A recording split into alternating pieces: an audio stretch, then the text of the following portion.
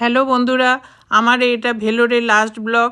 দেখছো luggage ready হয়ে গেছে। আমি আজ ভেলোর থেকে আমি কলকাতায় যাওয়ার জন্য রেডি হয়ে গেছি। দেখছো গাড়িতে উঠে পড়েছি। এবার এখান থেকে 3 থেকে 3.5 ঘন্টা এয়ারপোর্টে যেতে লাগে। এবার বুঝতেই পারছো 6 মাস বাদে আমি বাড়ি ফিরছি, কতটা আনন্দের রয়েছি। এবার এয়ারপোর্টে বসে একটু জলখাবার খেয়ে নিলাম। এবার দেখছো প্লেন মানে আসবে বলে সবাই রেডি হচ্ছে যাবে বলে। আমাদের প্লেনের টাইম 3টের সময়। এবার প্লেনে ওঠার জন্য আমরা যাওয়া শুরু করেছি। এবার প্লেনে উঠে বসেছি। দেখো আমাদের প্লেন ছেড়েও দিয়েছে, কিন্তু আমাদের কলকাতায় তো ঠান্ডা পড়ে গেছে, আমাদের ভেলোরে কিন্তু খুব গরম ছিল।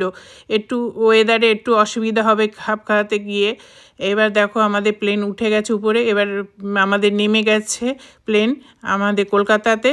এবার আমার পুরনো বিরাটি আমার ছোটোবেলার জায়গা আমি আস্তে আস্তে পৌঁছে